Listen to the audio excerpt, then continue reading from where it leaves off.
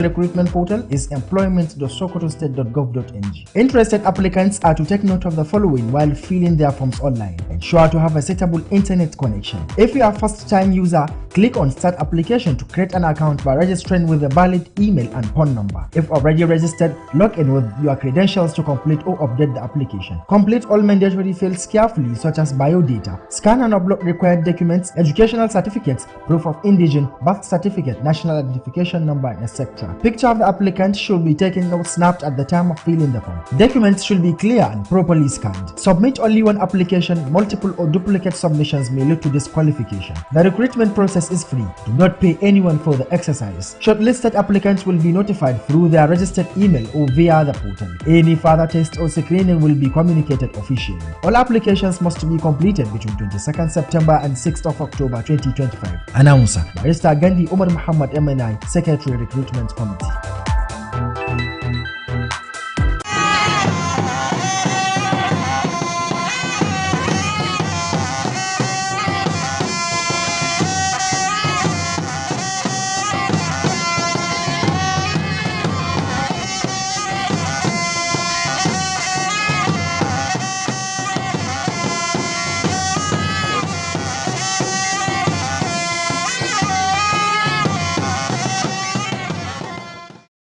The wife of the state governor, Fatima Ahmad Aliyu, presides over the distribution exercise of the financial assistance to 42,000 secondary school girls to empower their skills and knowledge. Stakeholders call to discourage open defecation by building more convenience in their domains. The management of Alu Media Corporation assures the Nigerian Correctional Service Sokoto of adequate coverage of its activities. Good evening and welcome to Alu TV News. Today, Thursday, 25th September 2025, equivalent to the 3rd of Rabiul Thani, 1447 after Hijrah. I am Saidia Muhammad with the news.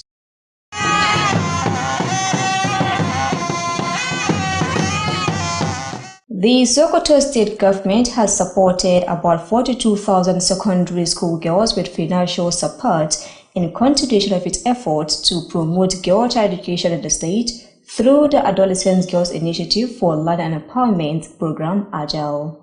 The symbolic flag-off of the conditional cash transfer presided over by the First Lady, Hajia Fatima Ahmad Aliyu, marked the beginning of the first cohort of the World Bank funded initiative. Our correspondent, Nasra Bakari completes the story.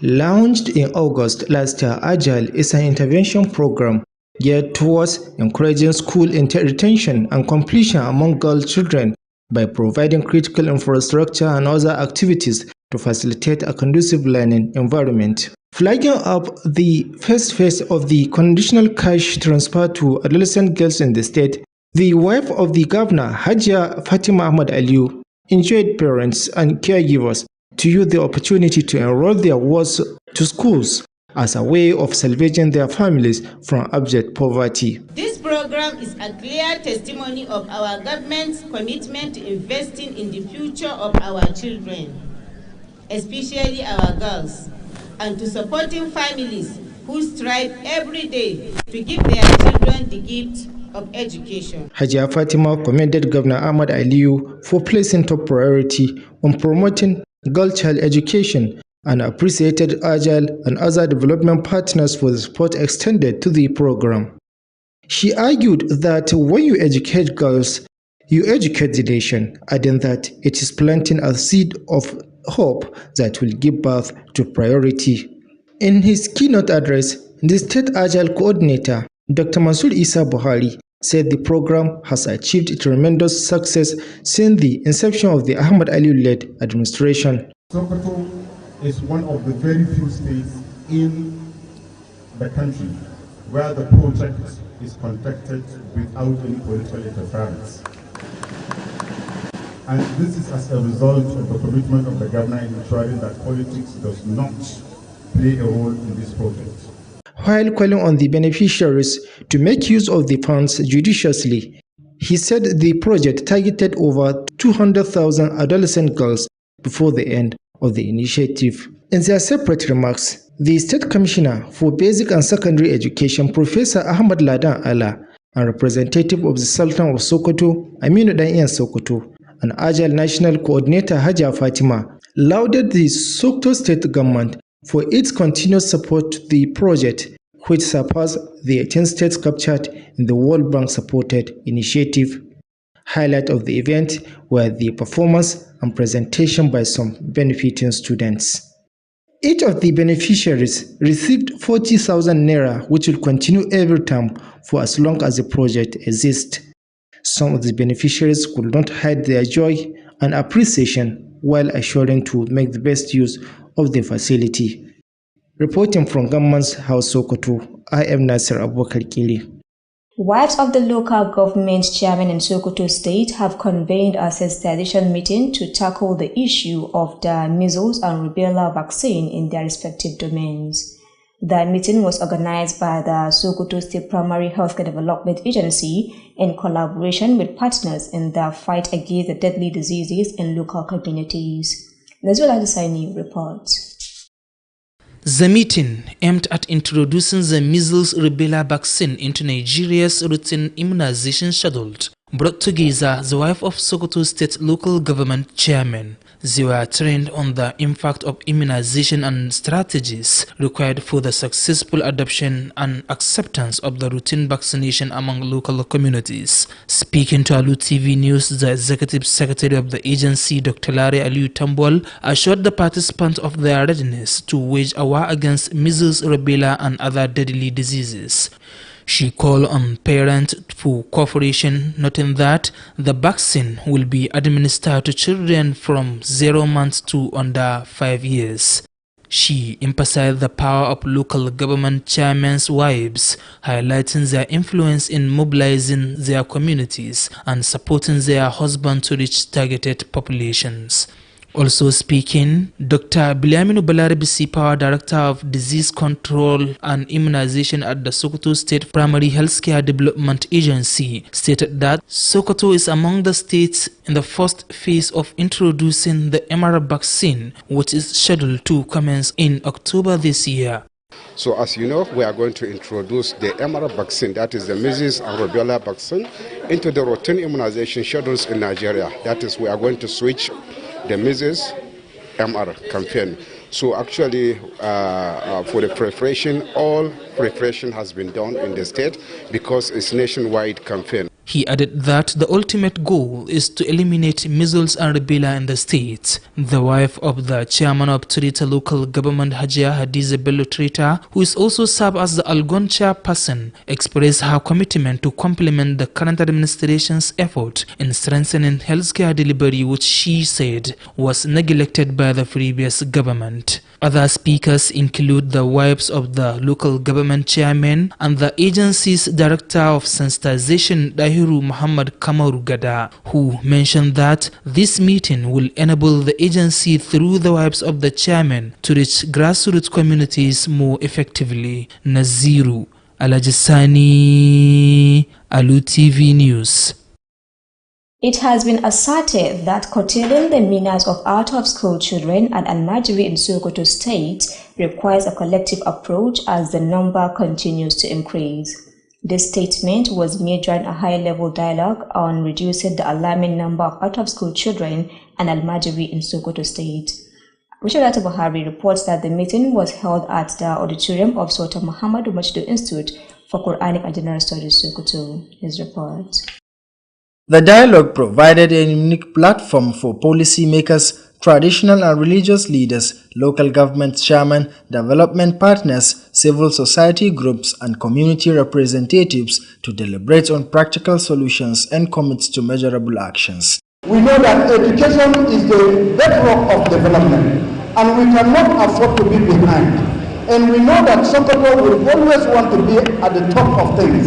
And so we will count on you as we set up for this journey. We will be working with you at different levels with the hope of addressing the issues at hand. Addressing the delegates, the State Commissioner for Basic and Secondary Education, Professor Ladan Ahmad Allah, challenged education stakeholders to ensure effective monitoring and inspection of schools to mitigate the menace. The Commissioner stated that to strengthen the educational system in the state, political sentiments must be avoided in appointing school managers and posting teachers to schools. We need to have all the stakeholders all the time in the schools so that let the teachers know that they are being monitored, they are being watched. And it is only through effective supervision that you will know who is going to school, who is not going to school. Chairman of the State Technical Committee on Out-of-School Children, Professor Mustafa Namakatukur, said the committee has mapped out key strategies aimed at addressing the issue.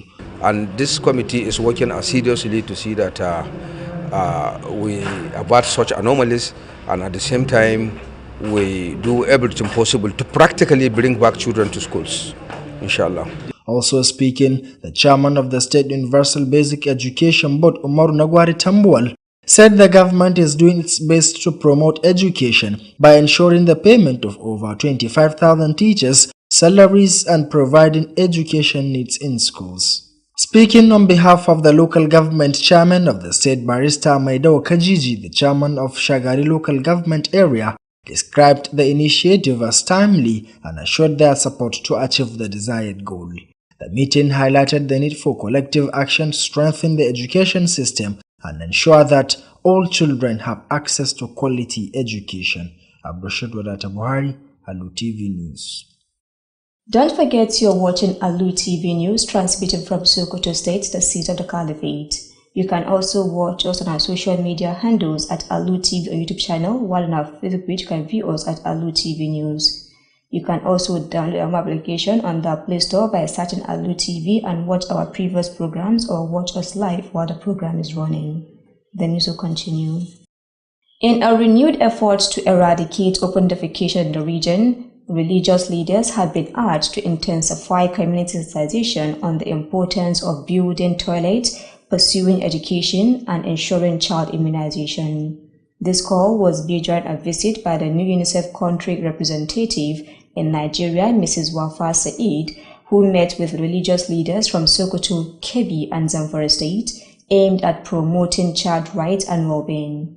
Health correspondent Aisha Abdullahi Aminu reports that the visitor also visited some primary health care, Al-Madi Digital Village, and nutrition warehouse in the state.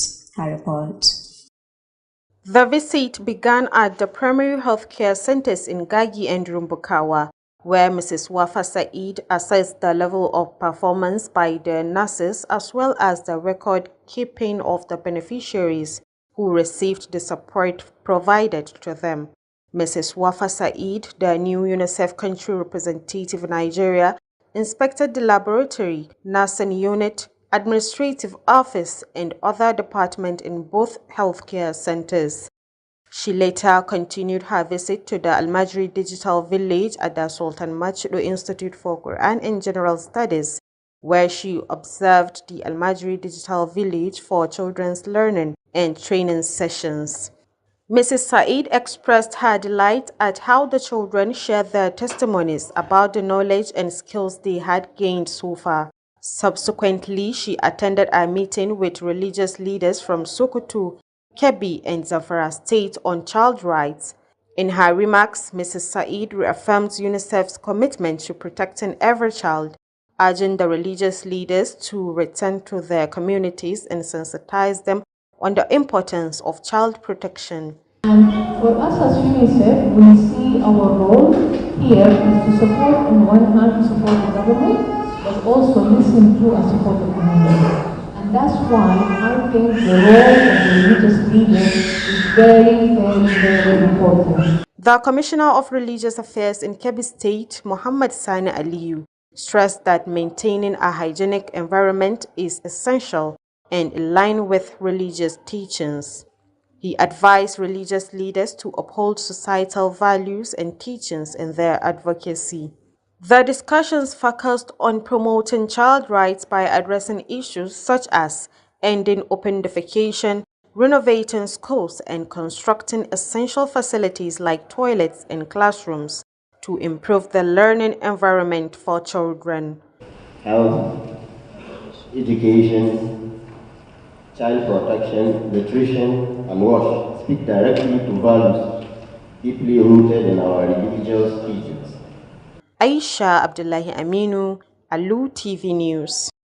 The Nigerian Correctional Service, Sokoto State Command, has called for stronger collaboration with the media, seeking partnerships with Alu TV Nigeria and Alu FM to showcase its programs and enlighten the public. Amina Hassan Gwemi has the rest of the story.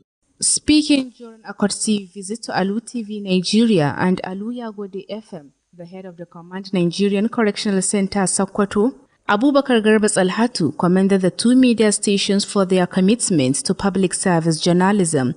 He noted that the media plays a crucial role in shaping public perception, bridging information gaps, and strengthening community trust. Garba explained that the purpose of the visit was to seek synergy and build a sustainable relationship with the media to showcase the activities of the Nigerian Correctional Service. He highlighted that the Sokoto Correctional Service runs several rehabilitation and reintegration programs, including vocational training, formal education, and healthcare services in partnership with Sokoto State Government. And your target audience are the common people, the populace, both within Sokoto and outside Sokoto. This, I want to commend the management of the Alu Television and Alu FM for this wonderful work. In his response, the General Manager of Alu TV Nigeria, Alhaji Bashir Abubakar, expressed appreciation for the visit. He emphasized the importance of collaboration between correctional institutions and the media, noting that such partnerships are necessary to achieve common objectives of education, enlightenment, and community development. We are undertaking daily news. Therefore, our doors are open, both radio and TV. Whenever you have any activities that need publicity, please invite us and we'll tell you that we'll go there and cover for both television and radio. And that coverage will be covered free.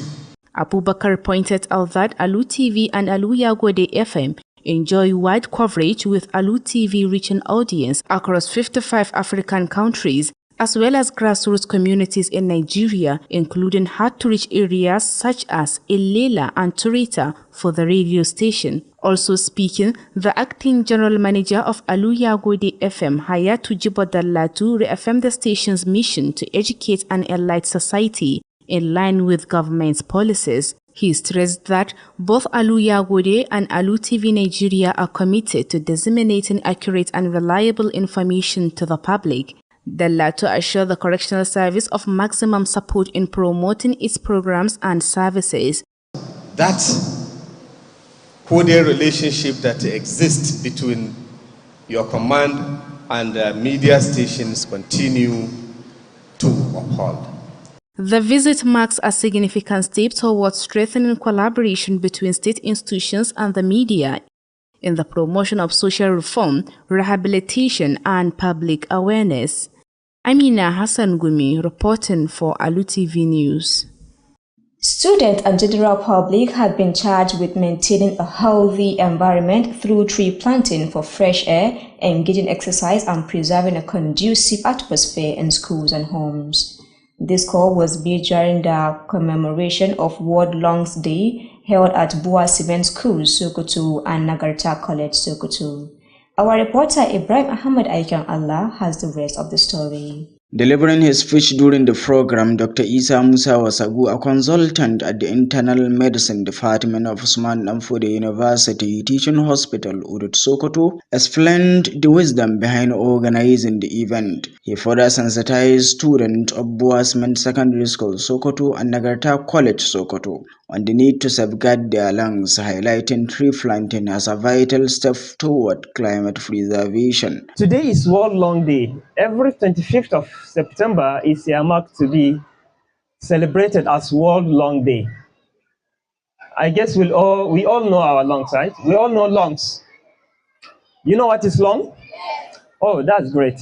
Also speaking, Dr. Ibrahim Chiroma of Usman Danfodio University Teaching Hospital emphasized the significance of the day. As part of the event, a series of athletic competitions including races, sack races and other fitness activities were conducted to promote students' physical well-being. At Nagarta College, Sokoto, Dr. Osagu and his team, comprising medical experts, sensitized the students on the importance of World Lungs Day and conducted several activities. The principal of Nagarta College, Malam Balarabe, welcomed the team and briefed them on the track record of the Premier College. Sons and daughters of Chiefs School in 1905 and transformed to provisional secondary school, to middle school, to government college.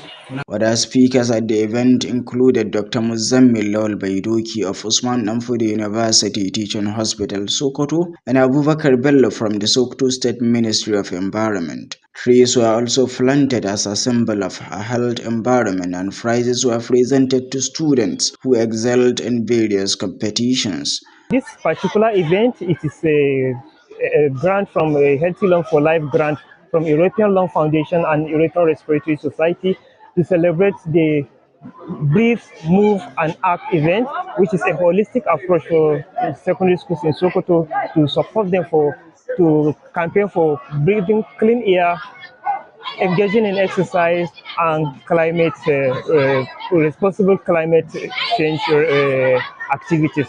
The event was witnessed by medical doctors, school principals, representatives from the Ministry of Environment, journalists, students, and members of the general public. Ibrahim Ahmad Aikin Allah, Alu TV News. And now to end the news, a recap of the main point. We reported to you that wife of the State Governor Fatima Ahmad Aliyu has presided over the distribution exercise of the financial assistance to over 42,000 secondary school girls to empower their skills and knowledge. We also brought you that stakeholders have been called to discourage open defecation by building more convenience in their domains. And lastly, we told you that the Nigerian Correctional Service Sokoto has been assured of adequate coverage of its activities. This came to the fore when the leadership of the service paid a courtesy visit to Alu TV Nigeria and Alu FM. That ends the news. On behalf of the news editor, Bashir Abubakar, and the news production team, I'm Saidia Muhammad saying goodbye, and do not forget to stay tuned for the Sabashan coming shortly.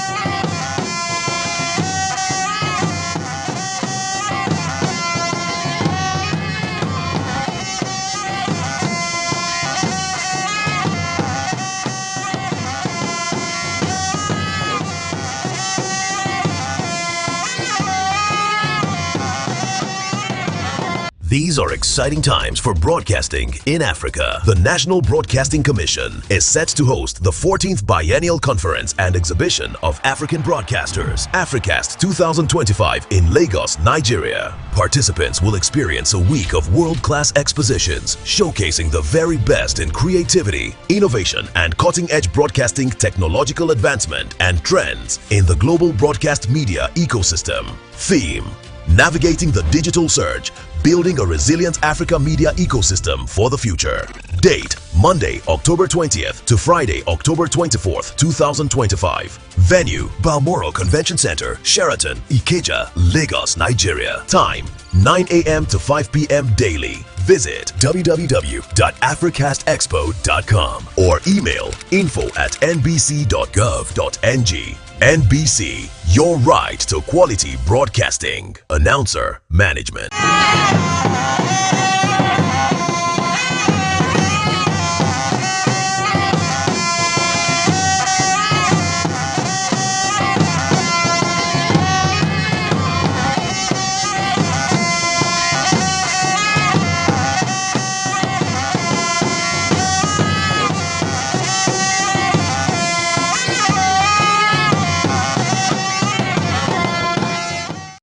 Uwar gidan gwamnan jihar Sokoto Fatima Ahmed Aliyu ta jagoranci raba tallafin kuɗi ga ɗalibai 42,000 domin ƙarfafa musu.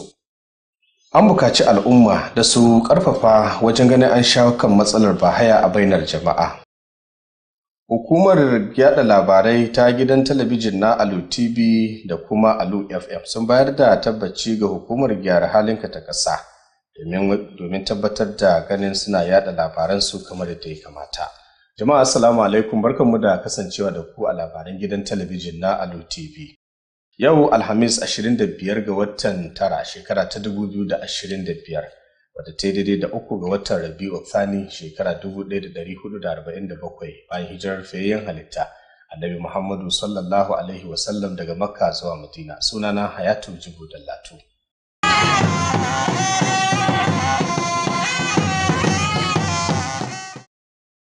Gwamnatin jihar Sokoto ta tallafawa mata na makarantun sakandare da yawan su ya kai 42,000 da tallafin kuɗi. A ƙarƙashin shirin nan na ƙarfafa ilimin 'ya'ya mata na Agile wanda aka fito da shi a jihar Sokoto. Wannan shirin dai uwar gidan gwamnan jihar Sokoto Hajiya Fatima Ahmed Aliyu ita ce ta ƙaddamar da shi a fadar gwamnatin jihar Sokoto.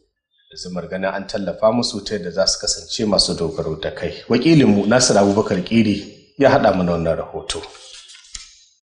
Shirin wanda aka kaddamar a watan Agustan shekarar bara shiri ne na karo-karo wanda ke mayar da hankali wurin karfafa zuwan yara 'yan mata a makarantu da ma tabbatar da sun kammala karatunsu ta hanyar samar da muhimman gine-gine da ma kuma wasu abubuwa da za su kyautata yanayin karatu. Idda take kaddamar da kashin farko na shirin aika saƙon kuɗi ga ɗalibai 'yan mata a jihar nan, uwar gidan gwamnan jiha Hajiya Fatima Ahmad Aliyu ta shawarci iyaye da maga'isa su yi amfani da wannan damar domin aika yaransu zuwa makarantu ta yadda za su kammala su zamanto wani sanadi za su yi bankwana da ja'ibar talauci. Adadin mata da yara na jihar Sokoto, ina miƙa godiya ta musamman ga shugaban shirin Agile a matakin ƙasa da kuma masu ruwa da tsaki a wannan lamari da ma'aikatan Agile na jihar Sokoto wajen jajircewa su a aiwatar da wannan muhimmin aiki. Ina kuma yaba mai girma gwamnan jihar Sokoto bisa jagoranci da irin goyon bayan da yake bayarwa wajen tabbatar da cewa ilimin 'yan mata ya kasance a sahun gaba. Hajiya Fatima ta kuma yaba wa gwamna Ahmad Aliyu akan yadda yake muhimmantar da ilimin 'ya'ya mata tare da kuma shirin na Agile da sauran hukumomin bada agaji akan yadda suka taimaka wurin ganin wannan shirin ya sami nasara. Hajiya Fatima ta hakikance cewa idan ka ilmantar da 'ya mace to ka ilmantar da ƙasa baki ɗaya, wanda ke zaman kamar wata shuka da za a girbi fata ta gari da kuma ci gaba a rayuwa. Da yake gabatar da jawabinsa, babban jami'in shirin Agile a jihar Sokoto Dr. Mansur Isa Buhari ya ce wannan shiri ya sami ɗimbin nasarori tun bayan da aka ƙaddamar da shi a ƙarƙashin gwamnatin Ahmad Aliyu. A daidai lokacin da ya yi kira ga waɗanda suka amfana da wannan tallafi da su yi amfani da shi kamar yadda ya kamata. Ya ce shirin yana yunƙurin ganin ya shigar da fiye da ɗalibai 'yan mata 200,000 kamin kammala shi a nan gaba. A jawabansu daban-daban, kwamishinan ilimin bai ɗaya da babbar sakandare ta jiha Farfesa Ahmad Ladan Ala da kuma wakilin mai alfarma sarkin musulmi Alhaji Aminu ɗan iyan Sokoto da ma kuma babbar jami'ar shirin Agile ta ƙasa Hajiya Fatima duk sun yaba gwamnatin jihar Sokoto akan yadda ta ɗore da saka nata kaso a cikin wannan shiri wanda a cewar su ya zarta na sauran jihohi 18 da ke cikin shirin wannan shiri da ke samun tallafin bankin duniya. Yayin bikin su ma ɗalibai da suka ci gajiyar wannan shirin sun fito sun gabatar da ƙasidu a gaban wannan taron.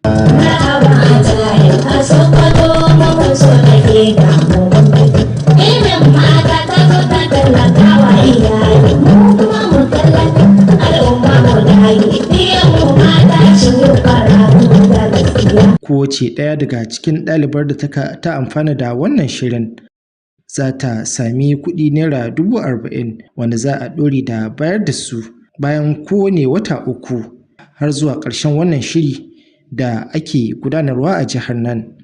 Wasu da suka amfana da wannan tallafi sun gaza ɓoye farin cikinsu da godiya, inda suka ba da tabbacin amfani da kuɗin tallafin kamar yadda ya kamata. Ƙarshen wannan rahoton kenan. Nasir Abubakar Kiri daga fadar gwamnatin jihar Sokoto. Matan shugabannin ƙananan hukumar mulki na jihar Sokoto sun gudanar da wani taro da zumar ganin an shawo kan matsalar nan ta tsinkau da kuma matsaloli waɗanda suke addabar ƙananan yara. Wannan taron dai ma'aikatar kula da kiwon lafiya matakin farko tare da wasu al'umma waɗanda suke fafutuka wajen shawo kan cututtuka da ke addabar yara a yankunan karkara suka gudanar da shi. Naziru Alhaji Sani ya haɗa mana wannan rahoto. Wannan zaman na da manufar wayar da kan matan shugabannin ƙananan hukumomi kan cutar gaida da kuma kanwar gaida, wadda allurarta za ta kasance ɗaya daga cikin allurorin da ake yi a Najeriya. An dai horar da su kan muhimmancin wannan allura da kuma dabarun yadda za a samu nasara wurin ganin cewa al'umma sun karɓi wannan allurar da za a fara yi ta rigakafin cutar gaida da kuma kanwar gaida. Da take magana da manema labaran Alu Tv, sakatariyar zartawa ta hukumar lafiya matakin farko Dr. Lare Aliyu Tambuwal ta bayar da tabbacin shirin da suke da shi don ganin cewa an yaƙi wannan cutar ta gaida da kuma kanwar gaida. Kazalika ta yi kira ga uwaye da su ba da haɗin kai wurin wannan allurar domin yin ta ga dukkanin yaran da suke 'yan ƙasa ga wata ɗaya da kuma shekaru 5. A gidaje in mun iske su za mu ba su, a makaranti in mun iske su za mu nemi izini na cewa a ba su saboda ba su wuce ta ba. Sai wannan allurar ta gaida da ƙaunarta wanda suke suna addabar yara yanzu suna kashewa suna nakasawa, su kuma za a yi dibi 'yan wata 9 zuwa 'yan shekara 14. Kazalika ta jaddada cewa matan shugabannin ƙananan hukumomi na da rawar da suke iya takawa a wurin wannan allurar ta hanyar jawo hankali da kuma wayar da kan al'ummarsu da tare da taimaka ma mazansu don ganin an cimma manufar da ake bukata. A cikin jawabinsa, Dr. Bilyaminu Balarabe Sifawa, wanda kuma shine daraktan kawar da curutoci da allurai na hukumar kiwon lafiya matakin farko, ya bayyana cewa jihar Sokoto na ɗaya daga cikin jihohin da za a fara gabatar da wannan allurar, wanda za a soma a cikin watan Oktoban wannan shekara. Ya ƙara da cewa manufar wannan shiri dai shine domin tabbatar da an kawar da cutar gaida da kuma kanwar gaida a cikin jihar. Matar shugaban karamar hukumar mulkin Tireta, Hajiya Hadiza Bello Tireta, wadda kuma ita ce algunta matan ciyamomin jihar Sokoto, ta bayyana shirin su na ci gaba da taimaka ma gwamnatin jihar Sokoto wurin samar da ingantaccen kiwon lafiya, wanda ta ce gwamnatin da ta gabata ta yi watsi da shi. Wasu daga cikin waɗanda suka magantu a wurin wannan zaman sun hada da sauran matan shugabannin ƙananan hukumomi da daraktan wayar da kai na hukumar Dahiru Muhammad Kamaru Gada, wanda ya bayyana cewa wannan zaman na da manufar taimaka ma hukumar don ganin cewa matan shugabannin ƙananan hukumomi sun taimaka musu wurin wayar da kan al'umma a kowane mataki. Naziru Alhaji Sani, labaran Alu TV. An bayyana bukatar da ke akwai akan jama'a su bayar da cikakken goyon bayansu domin shawo kan matsalar nan ta rashin yara waɗanda ba sa zuwa makaranta da kuma ƙoƙarin ganin wato ana dakatar da su daga almajirci. Wannan bayanin dai ya biyo bayan wata tattaunawa da aka gudanar akan matsalar yara waɗanda ba sa zuwa makaranta, wanda wakilinmu Abdulrashid Wadata Buhari ya kalato mana a wajen wani taro da aka gudanar a makarantar hada Alkur'ani ta Sarkin Musulmi Muhammadu Macido da ke nan Sokoto. Taron da ya bada wata muhimmiyar dama ga shugabanni, musamman ma masu tsara dokoki, shugabannin addini da ma na gargajiya, shugabannin ƙananan hukumomi, ƙungiyoyin ci gaba da ma ƙungiyoyin fararen hula na al'umma, da wakilai da dama daga cikin al'umma domin tattaunawa da ma samar da muhimmiyar hanyar da za su mayar da yara a makaranta. Da yake gabatar da jawabinsa, kwamishinan makarantun firamare da ƙananan sakandare Farfesa Ladan Ahmad Ala ya yi kira ga ɗaukacin shugabanni da ma masu ruwa da tsaki a fannin ilimi da cewa su ƙara ƙaimi tare da sanya ido da bayar da muhimmiyar kulawa ta musamman domin ganin cewa an kawar da sha'anin rashin zuwa makaranta ga yara a jihar. Kwamishinan ya ƙara da cewa domin ƙara ƙarfafa da ma tabbatar da ilimi mai inganci a jihar Sokoto, Ya zama wajibi a kawar da duk wani abu da yake sa ana tura malamai da ma shugabannin makaranta ba bisa ka'ida ba. Shugaban kwamitin da ke kula da mayar da yara a makaranta a jihar Sokoto Farfesa Mustapha na Makka Tukur ya bayyana cewa kwamitin nasa ya samar da muhimman hanyoyin da za a bi da ma dubarun da za a aiki da su domin tabbatar da cewa an kawar da wannan lamari a jihar.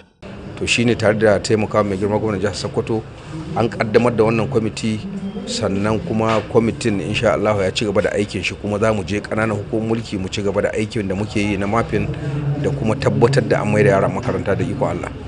Shi ma da yake gabatar da nasa jawabi kuwa shugaban hukumar ilimin bai ɗaya ta jihar Sokoto Umar Nagwari Tambol ya bayyana cewa gwamnatin jihar na iya ƙoƙarinta wurin ganin cewa ta samar da ingantaccen ilimi duba da yadda take ƙoƙari wurin biyan malamai sama da 25,000 haƙƙinsu na samun albashi da ma tabbatar da cewa an samar da kusan duka abin da makarantu ke bukata domin gudanar da aikin suna bayar da ilimi. Da yake magantawa a madadin duka shugabannin ƙananan hukumomi na jihar Sokoto, barista Mai Dawa Kajiji da yake shugaban hukumar Shagari ya bayyana cewa wannan taro ya zo daidai da lokaci, inda ya tabbatar da cewa daukacin shugabannin ƙananan hukumomi za su bayar da duka goyon bayansu domin cimma muradin da aka sanya a gaba. Taron da ya bayar da dama kwakwara domin tattaunawa da ma samar da muhimman hanyoyin da za a bi wurin samar da ingantaccen ilimi a jihar Sokoto. Abdulrashid Wadata Buhari, labaran Alu TV. Kada ku shafa, kuna kallon labaran ne daga nan gidan talabijin na Alu TV da ke zo muku a Sokoto birnin Shehu cibiyar daular Usmaniya. Za ku iya kallon dukkanin shirye-shiryenmu a manhajojinmu na sadarwa na zamani da suka hada da na YouTube, yayin da za ku iya kallon shirye-shiryenmu a shafinmu na Facebook. Za ku iya sauke dukkanin manhajoji na Alu TV a wayoyinku na salula domin kallon shirye-shiryen da muke gabatarwa a hali yanzu da kuma waɗanda muka naɗa. Labaran za su ci gaba. A ƙoƙarin da ake yi wajen ganin an shawo kan matsalar bahaya a bainar jama'a, yanzu haka dai an bayyana bukatar da ke akwai wajen ganin an ƙara wayar da kan al'umma domin tabbatar da ganin an ilmantar da jama'a ta yadda za su dakatar da yin bahaya a bainar jama'a. Wannan kiran dai ya biyo bayan wata ziyara da wakiliyar asusun tallafawa ƙananan yara na Majalisar Ɗinkin Duniya Mrs. Wafa Sa'id wato ta kai wa shugabannin addini a jihohin Sokoto, Kebbi da kuma Zamfara. Aisha Abdullahi Aminu ta haɗa mana wannan rahoto. Ziyarar ta fara ne a cibiyoyin kiwon lafiya matakin farko da ke Gagi da Rumbukawa, inda Mrs. Wafa Sa'id ta duba irin yadda ma'aikatan jinya ke gudanar da aikinsu tare da yadda ake adana bayanan waɗanda ke amfana da tallafin da aka ba su. Mrs. Wafa Sa'id, wacce ita ce sabuwar wakiliyar ƙasa ta UNICEF a Najeriya, ta zagaya ɗakin gwaje-gwaje, sashen jinya, ofishin gudanarwa da sauran sassa da ke cikin cibiyoyin kiwon lafiyar. Daga nan kuma ta ci gaba da ziyarar zuwa cibiyar koyar da almajirai da ke makarantar Sultan Macido. A nan ta ga yadda ake koyar da yara ilimi da fasaha. Mrs. Sa'id ta bayyana farin cikinta na irin yadda yaran ke ba da shaida game da ilimin da suka samu, haɗi da ƙwarewa ta fanni daban-daban. Haka kuma ta halarci taro da shugabannin addini da ke jihohin Kebbi, Sokoto da Zamfara kan kare haƙƙin yara. A jawabin da ta gabatar, Mrs. Sa'id ta sake gabatar da ƙudurin UNICEF na kare kowane yaro, tare da kira ga shugabannin addini da su koma cikin al'ummarsu domin su wayar da kansu game da muhimmancin kare haƙƙin yara. Kwamishinan harkokin addini na jihar Kebbi, Muhammad Sani Aliyu, ya jaddada cewa kiyaye tsafta da muhalli abu ne da addini ya bawa muhimmanci sosai. Ya kuma shawarci shugabannin addini da su ci gaba da kare mutunci da koyarwar addini. Da gaske ne, kuma akwai da yawa waɗanda a al'adance suna ganin al'amari da ya shahi a kewayawa bayi ake zuwa ko bayan gari ko bayan gida da sauransu. Abu wanda yake tabbatacce shine al'ummar jihar Kebbi da damanta al'umma ce wadda take mai tsafta, kuma wadda ke biya ga karantarwa ta addini wurin tsarewa ga tsafta, domin wannan ya zama mai taimakawa gare ta wurin karfafawa da cikawa da ingantawa ga imaninsu. A yayin wayar da kan al'umma, tattaunawar ya mayar da hankali ne kan kare haƙƙin yara ta hanyar magance matsaloli kamar dakatar da yin bayan gida a fili, gyaran makarantu da kuma gina muhimman abubuwa kamar banɗaki da kuma ɗakunan karatu domin inganta wurin karatun yara. Aisha Abdullahi Aminu, labarin Alu TV. Hukumar gyara halinka ta ƙasa ta yi kiran haɗin kai tsakanin kafafen yada labarai na gidan talabijin na Alu TV da kuma Alu FM. Zumar ganin suna yayata abubuwan da suke aiwatarwa ta yadda za a faɗakar da al'umma. Amina Hassan Gumi ta haɗa mana wannan rahoto. Yayin da yake magana a ziyarar ban girma ga Alu TV Nigeria da Alu Yagode FM, kwamandan hukumar gyara hali ta Najeriya reshen jihar Sokoto, Abubakar Garba Tsalhatu, ya yaba wa waɗannan kafafen yada labarai guda biyu bisa ga jajircewarsu a fagen aikin jarida da hidima ga jama'a.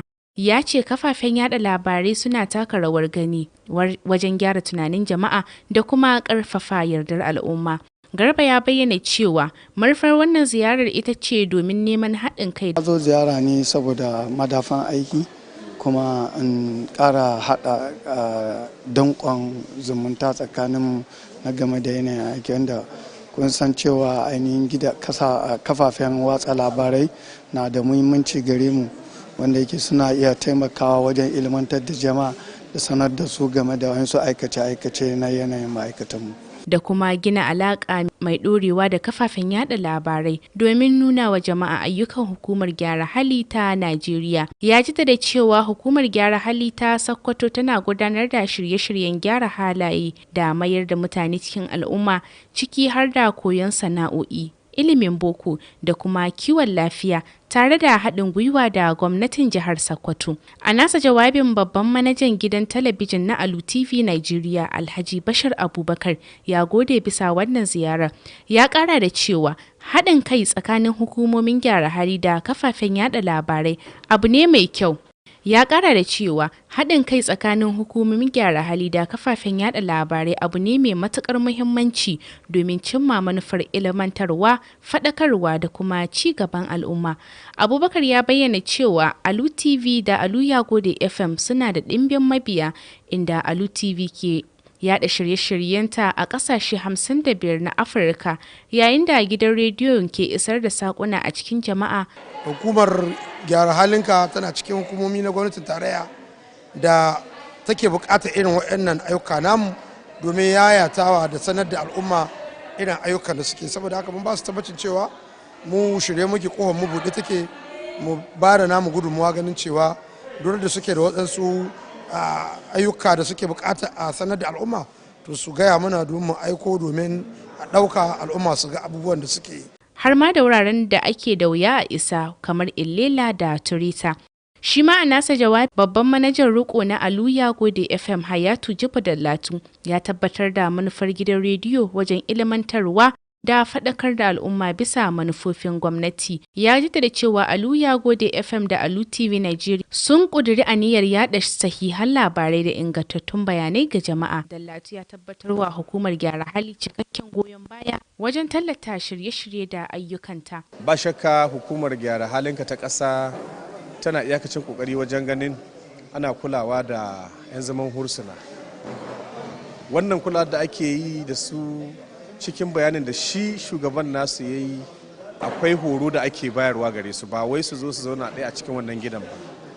Shi yasa aka ce hukumar gyara hali, akwai horo da ake basu da yadda za su karanci alƙur'ani mai tsarki, da yadda za su koyi sana'o'i, ta yadda idan Allah ya kaddara zaman nasu ya ƙare a wannan gida suka fito sai su kasance al'umma ta gari. Wannan ziyarar ta zama mataki mai muhimmanci wajen ƙarfafa haɗin kai tsakanin hukumomin gwamnati da kafafen yada labarai domin inganta gyaran zamantakewa, sake fasalin rayuwa, kuma wayar da kan jama'a. Amina Hassan Gumi, labaran Alu TV. An buƙaci ɗalibai da kuma al'umma da su yi ƙoƙari wajen ganin suna kare lafiyar jikinsu, musamman ma dai ta hanyar ƙoƙarin samun ingantaccen iskan da za su riƙa shaƙa, ta yadda kuma za su yi ƙoƙari wajen ganin sun samu cikakkiyar lafiya a gidajensu. Wannan kiran dai ya biyo bayan wato tunawa da ranar masu fama da rashin lafiyar huhu ta duniya wanda aka gudanar a makarantar Boasmint da ke Sokoto. Ibrahim Ahmad aikin Allah ya haɗa mana wannan rahoto. Yayin da yake gabatar da jawabi a lokacin shirin, Dr. Isa Musa Wasagu, ƙwararre daga sashen cututtukan cikin jiki na asibitin koyarwa ta Jami'ar Usmanu Danfodiyo da ke Sokoto, ya bayyana hikimar da ta sa aka shirya taron. Haka kuma ya wayar da kan ɗaliban makarantar sakandare ta Buwa da ke Sokoto da ɗaliban kwalejin nagarta da ke Sokoto kan muhimmancin kula da huhu, inda ya jaddada buƙatar dasa itatuwa a matsayin muhimmin mataki wajen kare muhalli. Shirya wannan ne domin mu jawo hankalin jama'a yaranmu game da wannan rana ta ranar huhu ta ƙasa wanda ake gudanar da shi a 25 ga watan Satumba na kowace shekara. Ƙungiyoyin likitoci ko ma'aikata lafiya masu kula da harkan huhu ko kuma shakan iska su ne na duniya gaba ɗaya, su ne suka tsara wannan rana ta kasance ranar huhu ta duniya. Shi ma a nasa jawabi, Dr. Ibrahim Chiroma daga asibitin koyarwa ta Jami'ar Usmanu Danfodiyo da ke Sokoto ya yi bayani akan muhimmancin wannan rana. A wani bangare na taron an gudanar da wasannin motsa jiki daban-daban kamar gasar gudu, sai kuma gasar gudun buhu da kuma sauran wasannin ƙarfafa jiki don inganta lafiyar ɗalibai. A makarantar nagarta da ke Sokoto, Dr. Wasagu tare da tawagarsa ta ƙwararrun likitoci sun wayar da kan ɗalibai kan muhimmancin bikin ranar huhu ta duniya tare da gudanar da sauran ruwa. Shugaban makarantar nagarta ya tarbi tawagar inda ya musu bayani kan tarihin makarantar da kuma nasarorin da ta samu. Sauran masu jawabi a taron sun hada da Dr. Muzammil Lawal Maidoki na asibitin koyarwa ta Jami'ar Usmanu Danfodiyo da ke Sokoto, sai kuma Abubakar Bello daga ma'aikatar muhalli ta jihar Sokoto. An kuma dasa itatuwa domin karfafa gwiwar ɗalibai akan muhimmancin haka. Daga bisani an karrama wasu ɗalibai da suka nuna bajinta a wurin taron. Targetin 'yan ƙananan secondary school ne domin wanda suke secondary school su ne ake cewa yara manyan gobe, su ne daga yanzu iska ɗin da suke shaƙa shine suna shaƙa zuwa shekaru masu zuwa ya riga ya taru da yawa cikin huhunsu, zai zo yana kawo musu lahani, ba za iya numfashi da kyau, suna samun cututtukan da suke halaka musu huhu. Taron da ya samu halartar likitoci, shugabannin makarantu, wakilan ma'aikatar muhalli, 'yan jarida, ɗalibai da sauran jama'a. Ibrahim Ahmad aikin Allah, labaran Alu TV. To da wannan labari na Ibrahim Ahmad aikin Allah muka zo ƙarshen labaran gabaki ɗaya, amma kafin ne sallama da ku bar na sake so muku su daga cikin muhimman kanunsu. Mun ba ku labarin cewa uwar gidan gwamnan jihar Sokoto Fatima Ahmad Aliyu ta jagoranci raba tallafin kuɗi ga ɗalibai da yawan su ya kai 42,000 a makarantun sakandare daban-daban domin su kasance masu dogaro da kai. Har ila yau kun ji cewa an yi kira ga al'umma da su ƙara matsakaimi wajen faɗakar da jama'a domin shawo kan matsalar nan ta ba haya a bainar jama'a. Da ƙarshe kuwa kun ji cewa an bayar da tabbaci ga hukumar gyara halinka ta ƙasa wajen ganin ana yayata abubuwan da suke gudanarwa daidai lokacin da jagororin hukumar suka kawo ziyara a kafafen yada labarai na Alu TV da kuma Alu FM. A madadin wanda ya hidimar tace labaran Bashar Abubakar da sauran abokan aiki, Hayatu Jibo da Latuki ce da ku mu kasance lafiya.